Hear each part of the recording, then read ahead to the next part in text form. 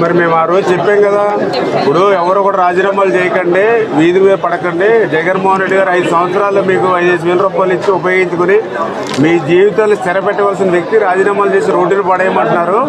మళ్ళీ మేము వచ్చాక శాలరీలు పెంచుతాము, వ్యవస్థను కంటిన్యూ చేస్తామని చెప్పామా లేదా?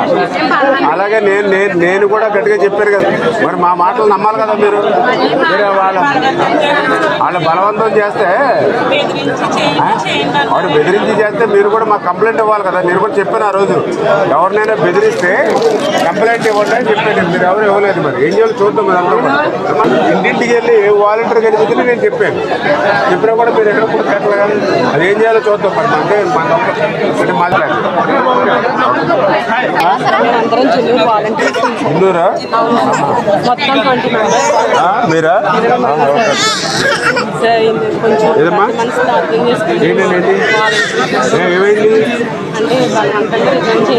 మీరు రిజైన్ చేసిన మీరన్నా మరి చేయకూడదు కదమ్మా. చాలా బలవంతం చేశారు.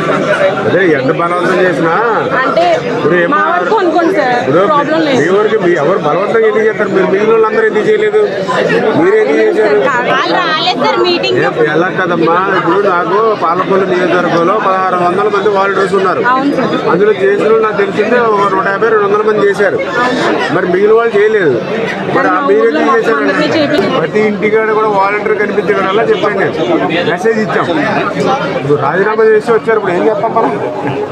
ఇది ఆ రోజు మనం చెప్పాం కదా చాలా క్లియర్గా. ఇంటి దగ్గర దండం పెట్టి మరీ చెప్పారు, చెల్లెమ్మ మీరు రాజీనామా చేయకండి, రోడ్డు మీద పడకండి. రేపు పొద్దున మన ప్రభుత్వం వచ్చాక వాలంటీర్కి శాలరీలు కూడా పెంచుతాము. రేపు మళ్ళీ ఆ 10,000 రూపాయలు అందుకని మా ఇంటికి వచ్చి అన్నయ్య మీ ప్రభుత్వం నాకు 10,000 వచ్చింది, సంతోషంగా ఓ స్వీట్ ప్యాకెట్ పట్టుకుని రావాలి మీరు అని నేను అంత క్లియర్గా అర్థమయ్యే విధంగా చెప్పాను ప్రతి ఇంటి దగ్గర. చూసారు కదా నా వాయిస్ కూడా విన్నారు కదా. విన్నప్పుడు మీరు ఏం చేయాలి? మన ఎమ్మెల్యే గారు కంటే నమ్మకస్తులు మీకు ఎవరుంటారు ప్రపంచంలో? మీరు ఉన్నప్పుడు ఏం చేయాలి? మీరు వీళ్ళ మాటలు ఎక్కలేదు, ఎమ్మెల్యే గారు ఉన్నారు అని మనం ఉండాలి. మీరు ఎవరు చేయలేదు, మీరే చేశారు అనవసరంగా. ఇక్కడ టౌన్లో ఉంది, అక్కడక్కడే చేశారమ్మా, అందరూ చేయలేదు. ఇప్పుడు మీకులాగా స్టేట్లో చేసిన వాళ్ళు ఉన్నారు. అంటే ఇది పాలసీ మ్యాటర్. ఇది రాష్ట్రంలో ఏం చేయాలో ఆలోచిద్దాం.